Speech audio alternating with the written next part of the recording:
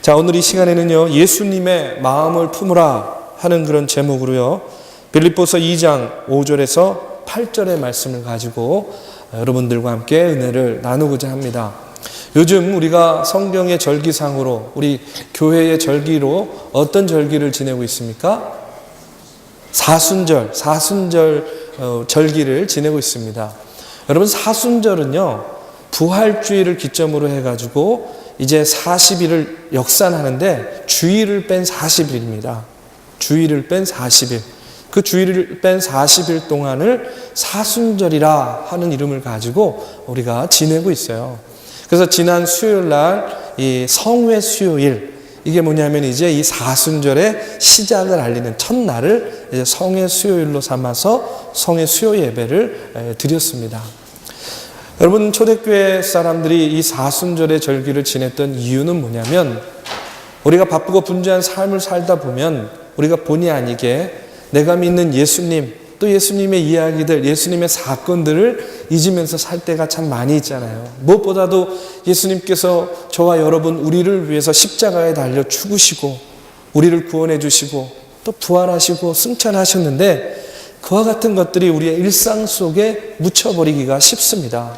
그렇기 때문에 이와 같은 절기를 통해서 이제 초대교인들은요, 이 40일 동안 부활절을 기다리는 그런 40일 동안 자신의 지난 삶을 다시금 돌아보고 점검하고, 회개할 것은 회개하고, 또 쇄신할 것은 쇄신하고, 내려놓을 것들은 내려놓으면서 자기의 신앙을 다시금 점검하고 돌보는 그런 시간으로 이렇게 사순절 절기를 지냈어요.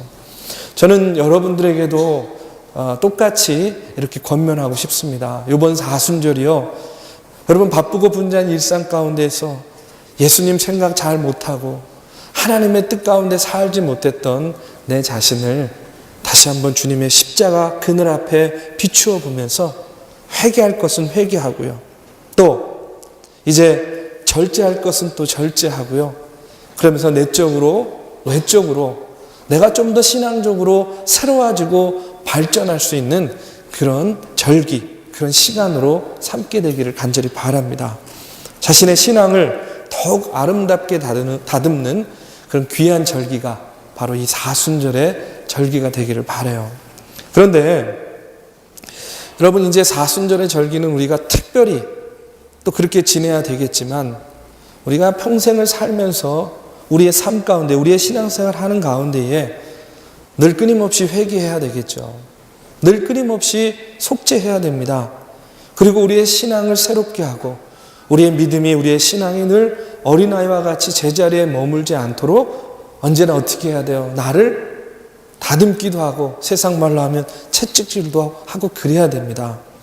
그런데 그렇게 나의 신앙생활을 더욱더 이렇게 성장시키기 위해서 필요한 것이 있어요. 그것은 뭐냐면, 오늘 제목에 있는 것과 같이 무엇보다 우리가 나를 다듬고 우리가 나를 채찍질하기 위해서 가장 중요한 것은 뭐냐면, 예수님께서 원하시는 것이 무엇인가 하는 그 예수님의 마음을 우리가 먼저 알아야 되는 거예요. 우리 흔히 옛말에 이런 얘기도 있잖아요. 떡 줄 사람은 생각도 않는데 뭐부터 마신다 그래요? 김치국부터 마신대요. 마찬가지잖아요. 여러분, 예수님의 마음은 그런 게 아닌데 우리가 괜히 오해하고 곡해해요. 어떤 사람은 또 너무 오버하는 사람들도 있어요. 그래서 자기들끼리 모여가지고 주님 오십시오 막 이러면서 오버하는 거죠. 그런 예수님의 마음을 모르면서, 그렇기 때문에 우리가 개인이든 교회든 우리가 하나님 앞에 바로 서기 위해서는 무엇보다 가장 중요한 게 뭡니까? 하나님의 마음이 무엇인지, 내가 예수님 앞에서 나를 다듬기 위해서 가장 필요한 것이 무엇입니까? 예수님의 마음이 무엇인지를 우리가 먼저 깨닫고 먼저 알아야 된다는 그런 이야기예요. 그래서 예수님께서 주시는 마음으로 우리가 무엇을 하든지 결정하고, 예수님께서 주시는 지혜를 가지고 우리가 무엇을 하든지 행동해야 되겠다 하는 그런 믿음의 결단, 그런 마음들이 있어야 된다는 이야기입니다. 여러분, 교회 역사를 통해 보면 정말로 위대하고 아주 유명했던 주의 종들, 주님이 세우신 그런 하나님의 사람들도요, 예기치 못한 어려움들이 닥쳤을 때 막 허둥지둥 대다가 낙심에 빠지고 또 이 판단력이 제대로 쓰지 못해가지고요, 하나님의 뜻을 거스리고 오히려 사람들을 어렵게 했던 경우들이요, 성경에 보면 많이 나옵니다. 오늘 이 시간에는요, 그와 같은 이야기를 먼저 하나 나누려고 해요. 여러분, 구약 성경에 보면 사무엘상 20장, 21장, 22장에 보면 이제 다윗이요, 사울의 위협으로부터 도망치는 그런 내용이 나옵니다. 여러분들이 이제 한 주 동안 한번 읽어보세요. 기회 있으면. 사무엘상 20장부터 22장의 내용인데요. 거기 내용에 보면요, 이런 이야기예요. 다윗이요, 사울 왕이 자기를 죽이려고 한다 하는 그런 느낌을 갖게 됩니다. 그래가지고 자신의 둘도 없는 친구이자 왕의 아들이죠, 요나단에게 이제 그런 이야기를 해요. 그랬더니 이 요나단이 그럴 리가 없다 하고 이렇게 이야기합니다. 그러면서 자기가 아버지 사울 왕의 마음을 확인해서 다윗 너에게 가르쳐 주겠다라고 이야기합니다.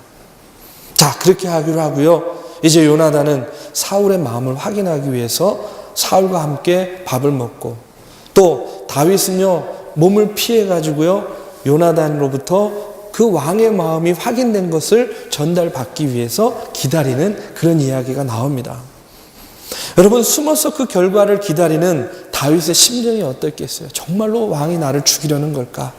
아니면 좋겠는데, 내가 사울에게 잘못한 것이 없는 것 같은데 왜 왕은 나를 죽이려는 걸까? 이런 마음들이 있었어요. 자, 사느냐 죽느냐 기로에 서 있었습니다. 그때 드디어 기다리던 요나단으로부터의 전갈, 신호가 오게 되죠. 그런데 안타깝게도 그 전갈, 그 신호가 무엇이었냐면, 요나단이 왕에게 확인해 보니까 정말로 아버지 사울 왕이 다윗을 죽이려고 하는 거예요. 그래서 아버지가 너를 죽이려는 것이 사실이니까 다윗 빨리 도망가라 하는 그런 전갈을 받게 돼요. 자, 그런 신호를 받자 다윗은 순간 정신이 없었어요. 아버지 사울 왕이 너를 찾고 있다 하는 그런 전갈을 요나단으로부터 받은 사울은요, 정신없이 이제 자신의 몸을 피하여 도망을 갑니다. 그래서 사무엘상 21장에 보면 그런 이야기가 나오는데, 이 다윗이 어디까지 도망가냐면 노비라는 곳까지 도망가요. 거기에는 노베 제사장이었던 아히멜렉이라는 제사장이 있었습니다. 그 아히멜렉에게 먹을 떡을 달라, 떡을 구하게 돼요. 그래서 아히멜렉이 보통 떡은 없고 성전에 바쳐진 거룩한 떡밖에 없다고 하니까 다윗은요, 거짓으로 왕의 이름을 빌어서 제사장 아히멜렉에게 압력을 가해서 그 거룩한 떡을 자신이 취하게 됩니다. 그리고 또 자기의 몸을 보호하려면 어떻게 해야 되냐면 무기가 있어야 되잖아요. 무기를 달라고 그래요. 그러니까 이 아히멜렉이 나에게 있는 무기는 엘라 골짜기에서 다윗 네가 골리앗을 죽일 때 썼던 그 칼밖에 없다. 골리앗이 다윗을 죽이려고 할 때 썼던 그 골리앗의 칼밖에 없다. 이렇게 이야기하니까 그걸 달라. 이래가지고요, 먹을 떡을 취하고 자기의 몸을 지킬 칼을 그가 이제 얻게 됩니다. 자, 왕의 충직한 신하였고요, 골리앗을 이긴 다윗이 부탁을 하니까 이 아히멜렉 제사장도 그 다윗의 부탁을 다 들어줄 수밖에 없었어요. 다윗은요, 두려움에 휩싸여 가지고요, 지금 자기가 어떻게 먹고 살아날 것인지, 자기가 지금 이 위협에서 어떻게 자신을 지킬 것인지 여기에만 집중해 가지고요, 거룩한 떡, 자신이 취하면 안 되는 것도 취하게 되고요, 또 무기도, 골리앗의 무기도 자기가 이제 소유하게 돼요. 그런데 성경을 아무리 읽어봐도 굉장히 좀 분량이 많습니다. 아무리 읽어봐도 이 긴 스토리 가운데 다윗이 이 상황 가운데에서 하나님께 기도했다는 내용이 없어요. 하나님께 기도했다는 말이요, 한 구절도 안 나와요. 오로지 그는 음식과 무기 두 가지, 그것만을 찾아요. 그것만이 자기를 구해주고 살려줄 거다 이렇게 생각을 하고요, 이제 그것을 취하자마자 가드라는 곳으로 도망을 가게 되는 거예요. 자, 다윗을 죽이기 위해서 어떻게 해요? 사울의 군사들이 쫓아오죠. 다윗의 이와 같은 일들로 인해서 어떻게 됐느냐? 노베 제사장과 그곳에 85명, 노베 제사장 85명과 그곳에 있는 아이들이요, 전부 다 어떻게 되냐면 죽임을 당하게 돼요. 학살을 당하게 됩니다. 왜냐하면 역적에게 떡과 칼을 주었다고요, 어린 아이들까지 죽임을 당하게 되는 그런 결과를 가져오게 됩니다. 여러분, 다윗이요, 하나님의 마음을 구하지 않고 자기에게 있는 두려움 때문에 죽을 것 같아 이렇게 이와 같은 일을 범한 행동이지만, 여러분, 그 대가가 너무너무 무섭고 얼마나 비참한 겁니까? 무고한 제사장 85명이 죽었고요, 어린 아이들까지 죽게 되었어요. 그 뒤에 22장의 말씀을 보면 다윗도요, 이제 가드에 가가지고 자기의 목숨을 살리기 위해서 이제 그 실성한 것처럼, 미친 것처럼 그렇게 연극을 꾸며요. 그래가지고요, 골리앗의 고향 가드에서 이 다윗은요, 미친 짓 하고 도망 나와야 됐어요. 제가 왜 이 이야기를 하냐면, 여러분, 이 다윗의 이야기가 우리에게 무엇을 얘기해 줍니까? 정말 훌륭한 사람이잖아요. 하나님의 사람이잖아요. 그런데 그럼에도 불구하고 그가 다급함에 처하게 되니까 어떻게 돼요? 하나님 찾지 않아요. 하나님의 뜻이 무엇인지, 하나님의 계획이 무엇인지 알려고도 하지 않아요. 오로지 자기의 생각대로만 움직입니다. 먹을 것을 찾고 무기를 구하고. 그래서 그 결과가 어떻게 되는 거예요? 무고한 사람들이 죽고 어린아이까지 죽고 자기는 미친 짓 하고 도망 나와야 되고. 여러분, 우리가 살다 보면 우리도요, 예기치 않은 정말로 급박한 일, 어려운 일을 만날 때가 여러분 있잖아요. 그렇죠? 그런데 오늘 이 다윗의 얘기를 통해서 우리가 뭘 깨닫게 되냐면, 여러분, 우리가 어떤 일이 일어난다 하더라도 꼭 명심해야 될 것이 있어요. 그게 뭐냐면, 항상 그 바쁘고 긴급하고 분주한 순간에도 주님의 마음으로 판단하고 행동해야 된다는 거예요. 여러분, 우리가 바쁘고 급할수록 우리가 무엇이 우리를 이끌어 가는지를 우리가 한번 살펴봐야 돼요. 내가 바쁘고 긴급하고 위급할수록 나를 이끌어가는 것이, 아니 내가 쫓아가는 것이 무엇인지를 우리가 다시 한번 봐야 된다는 이야기입니다. 왜냐하면 다윗처럼요, 두려움 때문에 결정하게 되면 오히려 더 나쁜 상태, 더 안 좋은 결과가 나올 수가 있는 거거든요. 우리가 예수님을 믿고 있는데, 여러분, 우리가 우리의 삶을 통해서 왜 승리하는 삶을 살지 못하겠습니까? 저는요, 그 이유가 바로 우리가 이와 같이 바쁘고 긴급하고 위급하고 중요한 상황 속에서 예수님의 생각, 예수님의 마음을 묻지 않고 또 그와 같은 마음을 우리가 품지 않기 때문이라고 생각이 돼요. 예수님의 마음으로 묻고 예수님의 마음으로 답하고 예수님의 마음으로 생각하고 행동하지 않으니까 우리가 신앙생활하면서도 우리의 삶 가운데 승리보다는 패배가 많은 거예요. 일어설 때보다 꺾여질 때가 더 많은 거예요. 여러분, 올 한 해 동안 무엇을 하든지 순간순간 자신에게 물어보시기 바라요. 뭘 묻습니까? 하나님, 예수님, 지금 이 마음이 예수님께서 주시는 마음인가요? 여러분, 꼭 물어보세요. 오늘 우리에게 주신 본문 말씀처럼 너희는 이 마음을 품으라. 곧 누구의 마음이라고요? 곧 그리스도 예수의 마음이다. 이렇게 이야기했어요. 예수님의 마음을 품는 것. 우리가 한 해를 살아가는 동안에 여러분, 이와 같은 마음으로 살아가기만 한다면 여러분, 하나님께서 우리의 삶, 우리 예수님께서 우리의 삶을 세워주시고 이끌어주시지 않겠냐는 거예요. 저는 그래서 오늘 이 시간에 여러분에게 이야기하고 싶어요. 예수님의 마음을 품으시기 바랍니다. 예수님의 마음을, 예수님의 뜻을, 예수님의 생각을 좀 물어보세요. 남자 사귈 때도 마찬가지예요. 그냥 까닥 해가지고 응? 제가 그랬거든요. 예수님의 마음, 하나님의 뜻을 한번 물어보십시오. 하나님, 예수님, 이 남자가 그 남자입니까? 네. 이 여자가 그 여자입니까? 아니라 그러면 여러분 열심히 기도하십시오.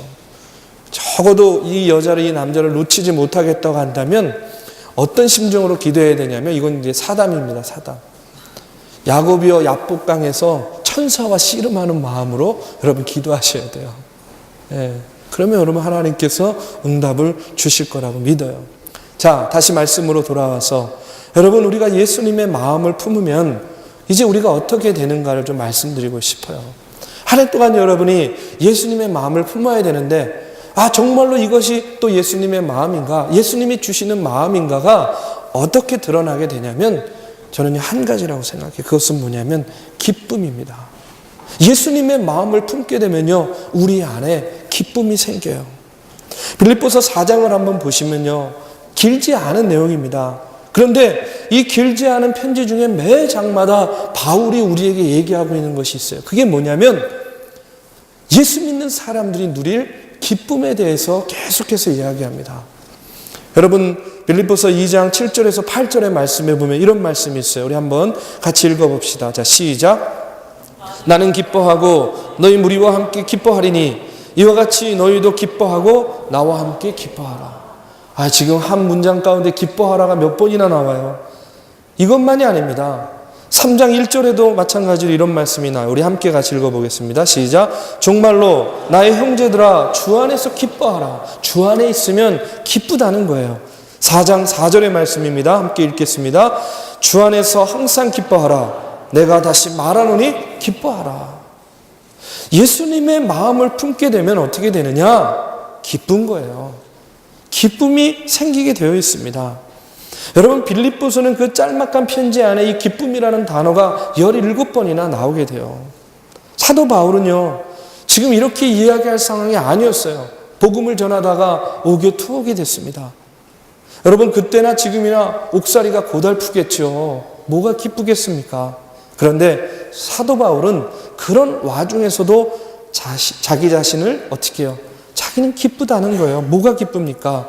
옥 안에 갇혀 있어서 기쁜 게 아니에요. 내가 예수 그리스도를 전하고 증거하다가 이렇게 어려움을 당하는 이 자체가, 이 사실이 나에게는 기쁘다 하는 그런 이야기예요.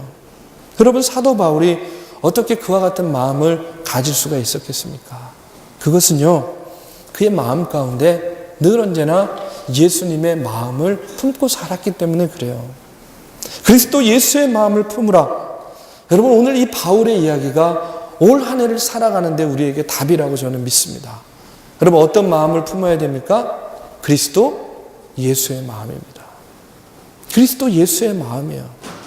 2013년 한 해 동안 하나님이 우리의 인생을 여러분 하나님의 마음으로 인도해 주시기 위해서 오늘 저와 여러분에게 주시는 그런 귀한 말씀인 줄로 여러분 믿으시고 받으시기를 바라요. 올 한 해 동안 어떤 마음을 품으라고요? 그리스도 예수의 마음을 여러분 품으시기 바랍니다. 그렇다면 예수님의 마음이 무엇이기에 우리가 예수님의 마음을 품으면 기뻐할 수 있다는 것일까? 오늘 본문 말씀에 보면 6절에서 8절까지 보면 예수님의 말씀에 대해서 이야기해요. 세 가지로 나옵니다. 6절에서 7절 또 8절의 말씀 한번 우리가 같이 읽어보겠습니다. 자, 시작. 그는 근본 하나님의 본체시나 하나님과 동등됨을 취할 것으로 여기지 아니하시고 오히려 자기를 비워 종의 형체를 가지사 사람들과 같이 되셨고 사람의 모양으로 나타나사 자기를 낮추시고 죽기까지 복종하셨으니 곧 십자가에 죽으심이라. 자, 여러분 예수님의 마음을 세 가지로 이야기해요. 이 말씀에 보니까 예수님의 마음은 첫째로 뭐냐? 자기를 비웠다 이렇게 나오죠. 자기를 비웠다는 거예요. 그것이 뭐예요? 자기를 부인했다는 겁니다. 자, 그 다음에 두 번째는 뭐예요? 자기를 낮추셨다는 거예요. 자기를 낮췄대요. 그리고 마지막으로 죽기까지 복종했다는 겁니다. 여러분 예수님의 마음은 바로 이와 같은 거예요. 자기를 비우고 자기를 낮추고 죽기까지 누구에게 복종해요? 하나님께 복종하는 것. 이것이 예수님의 마음인 거예요. 오늘 우리가 본받아야 될 마음, 우리가 가져야 될 마음이 바로 이와 같은 마음입니다. 그런데 한번 여러분 우리가 그냥 우리의 일반적인 생각으로 생각해 보죠. 이렇게 하면 정말 기쁘겠어요? 여러분 삶 속에서? 다 비우래요. 다 내려놓으래요. 그냥 복종하래요. 여러분 이렇게 살면 정말 기쁘겠어요 지금? 저는 안 기쁠 것 같아요. 답답할 것 같아요. 갑갑할 것 같아요. 왜냐하면 여러분 내가 원하는 대로 되고 싶잖아요. 그렇죠? 내가 갖고 싶은 거 있으면 가져야지 좋지요. 그것을 못 가는 것보다. 사람들 앞에서도요. 낮아지는 것보다 높임 받는 게 좋잖아요. 또 다른 사람에게 부림당하는 것보다 다른 사람 부리며 사는 게 얼마나 좋습니까? 그렇죠? 그런데 여러분 지금 예수님께서는 오히려 반대로 이야기하고 계세요. 예수님의 마음은 뭐예요? 비우래요. 낮추래요. 내려놓으래요. 복종하려는 거예요. 아니 어떻게 이런 마음을 가지고 기쁠 수가 있겠냐는 거예요. 제가 방금도 얘기했지만 내가 원하는 거 가져야 되고 내가 하고 싶은 거 해야 되고 저에게 또 중요한 게 먹는 거니까 내가 먹고 싶은 거 먹어야 돼요. 네. 사람들 앞에서 높임 받는 게 좋아요. 사람들한테 부림받는 것보다 부리는 게 훨씬 편해요. 여러분 이것이 우리가 생각하는 행복 아니에요? 이것이 우리가 원하는 삶 아닙니까? 그런데 여러분 우리가 이런 마음으로 살아보면요. 저도 아직은 이제 이런 경험들을 쌓아가고 있지만 마음은 그런데 실제로 이런 상황이 닥쳐도 그렇게 행복하지 않더라고요. 행복하지 않아요. 왜냐하면 이런 거예요. 나보다 더 잘난 사람 어디든지 있더라고요. 예, 저보다 잘난 사람이 너무 많아요. 예, 그냥 여기도 셌어요. 저보다 잘난 사람이. 내가 아무리 많이 가졌다고 해도 나보다 더 많이 가진 사람 또 얼마든지 있거든요. 그러면 그런 사람 만나면 어떻게 됩니까? 내 행복이 아닌 거예요. 여러분 전교 2등하고 야단 맞는 아이 98점 받고도 핍박 받는 아이 여러분 이해가 되십니까? 물론 제 얘기는 아닙니다. 예. 여러분 이것도 이해되신다고 한다면 굉장히 훌륭한 학생인데 여러분 1등이 존재하는 한 어떻게 돼요? 2등은 기쁠 수가 없는 거잖아요. 100점이 있는 한 여러분 98점은요 만족할 수가 없는 거예요. 여러분 오늘 주님이 주시는 말씀을 우리가 정확히 이해해야 됩니다. 정확히 깨닫고 정확히 붙잡고 나가야 돼요. 그것은 뭐냐면 정말로 예수님의 마음은 비움이에요. 낮아짐이에요. 복종인 겁니다. 제가 요즘에 재밌게 보는 TV 프로가 있어요. 전 수련회 가기 전에 이제 쇼 프로 이런 거 많이 봅니다. 여러분들과 공감하기 위해서. 근데 요즘에 재밌게 보는 것 중에 하나가 정글의 법칙이라는 거예요. 정글의 법칙. 여러분도 다 아시죠? 연예인들이 막 정글 오지에 가가지고요. 오로지 그곳에 있는 것들만 가지고 생존하잖아요. 볼 때는 굉장히 재밌어요. 근데 보면서도 한편으로는 어떤 마음이 있냐면 왜 저런 짓을 하지? 이런 마음도 있어요, 사실. 별로 아쉬울 게 없잖아요, 연예인들이.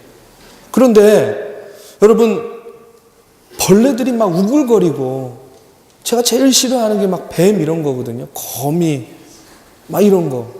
막 그런 것들이 막 우글거리는데 거기에 가가지고 잘 씻지도 못하고요. 잘 먹지도 못하고 막 생활하는 거예요. 저번에는 보니까 막 먹을 게 없으니까 애벌레 막 이런 거 구워가지고 먹더라고요. 전 죽어도 못할 거예요 아마. 네.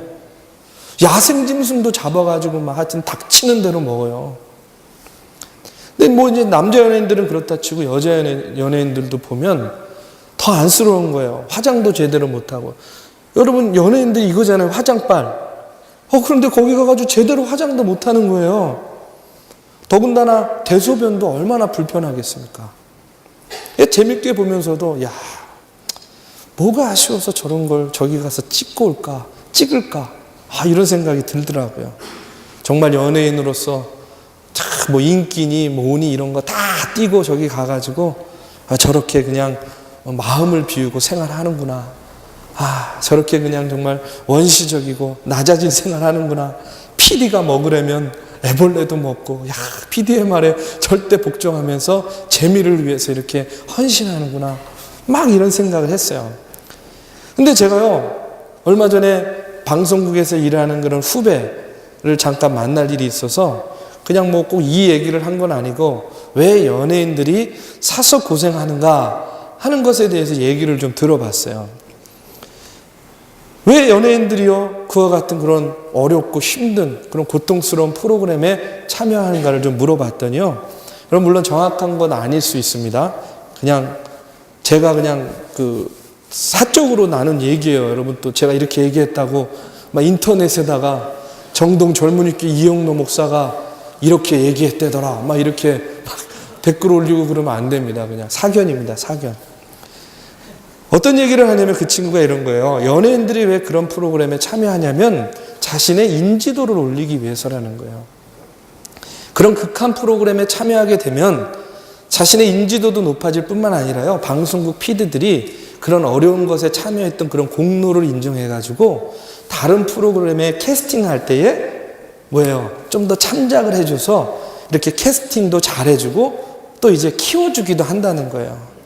그래서 이런 동기와 목적이 있기 때문에 이미지가 생명인 연예인이지만 방송을 위해서라면 여러분 그 순간만큼은 어떻게 해요? 자기를 비우고 망가지기도 하고 PD가 시키면 죽을 만큼 먹기 싫은 그런 애벌레도 먹고 독충들, 짐승들이 우글거리는 그런 정글에서 지내고 온다는 겁니다. 그래서 제가 이런 얘기를 들으면서 또 오늘의 말씀을 준비하면서 그런 생각이 들더라고요. 비운 것 같은데, 낮아진 것 같은데, 겸손한 것 같은데, 이렇게 드러나는 모습 속에서 나오는 그런 모습들은 결국은 뭐예요? 내가 무언가를 얻기 위한 낮아짐, 내가 다른 더 좋은 것들을 채우기 위한 비움, 뭐 이런 것 아니겠습니까? 이런 것들은 진정한 비움, 진정한 겸손, 진정한 복종이라고 이야기할 수 없다는 거예요. 오늘 성경이 말하는 진정한 자기 비움, 오늘 성경이 말하는 진정한 자기 겸손, 또 진정한 복종은 여러분 오로지 예수님을 통해서만 볼 수 있다는 겁니다. 예수님이 여러분 어떻게 태어났습니까? 요셉과 마리아가 마구간에서 그 아기 예수님을 출산했잖아요. 그 마구간이 어떤 곳입니까? 짐승과 또 배설물, 누울 자리나 뭐 제대로 돼 있었겠어요? 그 냄새나는 우리에서 여러분 아이를 출산해야 되는 그런 상황 한번 생각해 보십시오. 가까이 다가오는 짐승들을 물리치고 마리아가 이제 그 아이를 이제 해산하는 거예요. 더럽고 고통스럽겠죠. 뭐 그것뿐만이겠습니까? 얼마나 마음도 상했겠어요. 아이가 태어나는데 내가 좋은 자리도 마련해 주지 못하고 이렇게 더럽고 이렇게 누추한 마구간에서 이 아이를 해산하는구나. 여러분 예수님의 탄생은요, 아무리 아름답게 상상을 하고 아무리 아름답게 설명을 하려고 해도요, 서글프고 춥고 고통스러운 그런 이야기입니다. 그런데 여러분 그런 이야기이지만 예수님이 태어난 다음에 하나님께서는요, 그 예수님의 출생을 보고 너무나 기뻐하셨어요. 그래서 이어지는 그 말씀에 보면 뭐라고 이야기합니까? 하늘에는 큰 기쁨이다 라고 이렇게 이야기해요. 누구의 출생을 통해서? 예수님의 출생을 통해서. 왜냐하면 온 인류를 구원할 구주가 나셨기 때문이에요. 그것 때문에 여러분 우리는요, 하나님의 깊은 사랑을 알게 되고 깨닫게 되었습니다. 그리고 그것이요, 하나님의 기쁨이었고 예수님의 기쁨이었다는 거예요. 구유에 나시고도 그렇게 낮아지시고도 또 자기를 비우고 십자가에 달리시고도 오로지 하나님 아버지의 말씀에 순종하고 복종하는 마음으로 그 고통 가운데 십자가에 달리시고도요, 여전히 기쁘신 것이 하나님의 마음, 예수님의 마음이었다는 거예요.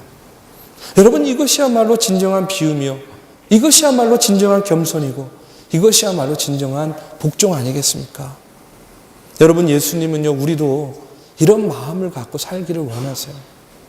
우리가 예수님을 주님으로 영접하면 여러분 예수님의 마음이요, 곧 내 마음이 되는 거예요. 우리가 예수님을 영접하면 이제는 내가 사는 것이 아니라 내 안에 누가 사는 겁니까? 예수 그리스도가 사시는 거잖아요. 여러분 이것이요, 우리 모든 기독교인들의 고백인 것입니다. 자기 부인의 삶을 사는 삶, 자기를 부인하는 삶을 살 때 오히려 기쁨을 누리고 기쁨을 느끼는 것, 여러분, 이것이 오늘 우리가 느껴야 될 기쁨이요 감정인 거예요. 자신의 허물과 죄, 욕심과 두려움, 염려가 모두 예수를 믿는 순간에 십자가에 못 박힌 거예요. 그렇기 때문에 내가 기쁜 겁니다. 자기를 부인하셨던 예수님 그 속에 진짜로 기쁨이 있는 거예요. 여러분, 왜 괴로워하고 살고요? 왜 두려워하고 왜 염려하면서 살아요? 여러분, 왜 주님의 마음을 품지 못합니까? 그 이유는요, 내가 예수 믿는 순간 나는 십자가에 함께 죽었다라는 사실을 여러분이 발견하지 못하기 때문에 그래요. 오늘 본문의 사도 바울은 감옥에서도 오히려 기뻤습니다. 여러분, 이것이 무슨 기쁨이었겠어요? 죄를 지어 감옥에 간 것이 아니라 주님을 위한 고난당하는 자가 되었다고 생각하니까 오히려 기뻤던 거예요. 여러분, 이것이요 진짜로 기쁨입니다. 저는요, 우리가 주님 다시 만날 때를 준비해야 된다고 생각해요. 여러분, 주님 다시 만날 날이 하루하루 다가온다 이렇게 생각하면 기쁘세요? 기쁘신가요? 네, 기쁘셔야 돼요. 그런데 그냥 기뻐만 하면 안 돼요. 예수님을 만날 그 날을 생각하면서 내가 예수님의 마음을 품으면서 기뻐해야 된다는 이야기예요. 제가 여러분들과 함께 선교를 나갈 때마다 항상 마음속에 어떤 부담이 있어요. 그건 뭐냐면 주의를 지키지 못할 때가 많잖아요. 주의를 끼고 나가니까. 그래서 주의를 지키지 못하기 때문에 조금 부담이 돼요. 그런데 또 한편으로는 선교지에서 기다리고 있을 현지인들을 생각하고 또 이제 선교팀으로 함께 갈 그런 청년들을 생각하면 또 가지 않을 수가 없어요. 저도요, 나름대로 선교 준비를 열심히 합니다. 예, 육체적으로도 준비하고 영적으로도 준비해요. 어떤 분들이 제가 요즘에 살을 많이 뺐어요. 별로 티는 안 나지만 저보고 왜 살을 뺐냐고 자꾸 물어보는 거예요. 그래서 별로 할 말이 없어가지고 그냥 우리 아들이 저보고 돼지라고 그래가지고 살을 뺐다 막 이렇게 얘기를 했는데, 사실은요, 제가 이 살을 빼려고 뺀 건 아니었고 선교를 갈 준비를 하다 보니까 여름에도 그렇고 그 전에 겨울에도 보니까 제가 이제 체력적으로 많이 딸리는 거예요. 그래서 이번 겨울 선교를 준비하면서 운동을 좀 해야 되겠다. 그러니까 소위 말해서 몸을 만들어야 되겠다. 이제 이렇게 생각을 해서 운동도 좀 열심히 하고 또 이제 식사량도 줄이고 이러니까 한 3개월 만에 한 6kg 정도가 빠졌어요. 얼굴은 안 빠지고 몸만 좀 빠졌습니다. 그래가지고 열심히 그렇게 나름대로 준비를 해서 선교를 나갔어요. 그래도 뭐 그 정도까지는 안 되더라고요. 굉장히 체력적으로 어려움이 많이 있었는데, 어쨌든요, 선교지에 가기 위한 준비 그 시작부터 시작해서 제 마음에 기쁨이 있는 거예요. 어떤 기쁨이냐면 거기에 가서 만날 사람들을 생각하면 기쁜 겁니다. 선교지에 가서 열심히 일하는 청년들도 보고요. 또 일주일 동안 같이 지내다 보면 친해지거든요. 선교팀하고 한 사람 한 사람하고. 선교하느라고 열심히 일한 다음에 끝나면 이것저것 둘러보면서 또 맛있는 거 먹기도 하고요. 그러면서 기뻐하고 즐거워하는 여러분들의 모습을 보는 것이 저에게는 정말로 큰 기쁨이에요. 육신적으로는 힘들지만 그런 모습을 보는 것이 저에게는 얼마나 큰 은혜인지 몰라요. 그런데 선교를 하면서 느끼는 가장 큰 기쁨이 또 있습니다. 그건 뭐냐면 이런 거예요. 선교를 하면 할수록 저의 눈과 귀가 늘 평소에도 어디를 향하게 되냐면 선교지를 향하게 돼요. 그래서 물질적으로 가난한 이야기, 영적으로 핍절한 이야기, 낙심하고 절망한 이야기, 도움이 필요한 사람들의 이야기들, 이런 것들을 계속 듣게 되는 거예요. 그러다 보니까 선교지는 늘 저의 눈과 귀를요, 그곳으로 붙잡아 놓는 그런 좋은 그런 매개가 되는 거예요. 이것이요, 저에게 얼마나 큰 기쁨인지 몰라요.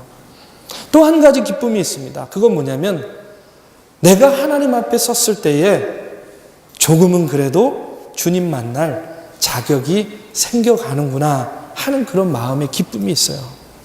이런 마음이요, 저를 힘나게 합니다. 이런 마음이요, 저를 기쁘게 해요. 다시 일할 수 있는 힘과 용기를 주는 거예요. 저는요, 여러분이요, 하나님의 복음을 전하고 선교하면서 저와 같은 그런 기쁨을 누리게 되기를 간절히 바랍니다. 사람을 통해서, 선교지를 통해서. 여러분, 언제나 우리의 눈과 귀는요, 높은 곳을 향하는 것이 아니라 낮은 곳을 향해야 되는 거예요. 바로 그것이 오늘 예수님께서 저와 여러분에게 원하시는 마음입니다. 며칠 전에 우리 전도사님하고요, 함께 식사를 했습니다. 제가 누구라고 얘기는 안 하겠습니다. 식사를 하면서 제가 물어봤어요.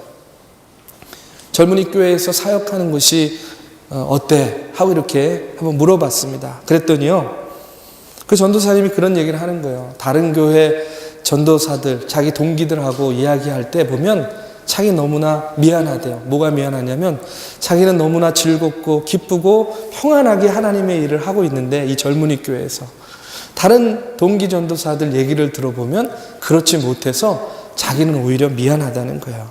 근데 제가 그 말을 들으면서 참 감사했어요. 그런데 여러분, 가만히 생각해 보십시오. 맨날 좋은 일만 있겠습니까? 맨날 좋은 일, 맨날 기쁜 일, 뭐 그런 일들만 있어서 기쁘다고 하겠냐고요. 그렇지 않을 거라고 생각해요. 감당하기 어려운 일도 있었을 것이고요. 마음을 힘들게 하는 일도 있었을 것이고요. 시험에 들 만한 일도 얼마나 많이 있었겠어요, 이곳에서 사역하면서. 하지만 그럼에도 불구하고요, 그의 마음 가운데에 누가 계시냐면 예수님이 계시기 때문에 마치 시편의 기자의 고백처럼 이런 고백이 나오는 거예요. 주의 궁정에서의 한 날이 다른 곳에서 첫날보다 나은즉 악인의 장막의 거함보다 내 하나님 문지기로 있는 것이 좋다라는 이런 고백이 나올 수 있는 겁니다. 이런 마음으로 일을 하니까, 이런 마음으로 섬기게 되니까 어떤 거예요? 고난도 기쁨입니다. 시험도 기쁨입니다. 어려움도 기쁨이 되는 거예요. 여러분, 이것이요 정말로 예수님의 마음을 품은 자의 모습이라고 저는 믿습니다. 사랑하는 우리 믿음의 청년 여러분, 이제 말씀을 마치려고 해요. 여러분, 예수님께서 자신을 비우고 자신을 내려놓고 하나님의 말씀에 죽기까지 복종하고 순종하면서 우리를 구원해 주셨습니다. 우리는 그런 예수님을 믿는다는 그런 믿음의 형제 자매들이에요. 그러면 어떻게 살아야 되겠습니까? 무엇을 하든지 여러분 민감하게 매 순간 주님이라면 어떻게 할 것인가? 이것이 주님의 마음입니까? 하고요, 예수님의 생각과 예수님의 마음을 물으시고요, 그 마음을 가지고 그 예수님의 성정을 본받아서 무슨 일을 하든지 하나님의 일들을 기쁘게 감당하는 저와 여러분이 되기를 주님의 이름으로 축원합니다. 함께 이 시간에 찬양하고 기도하는 시간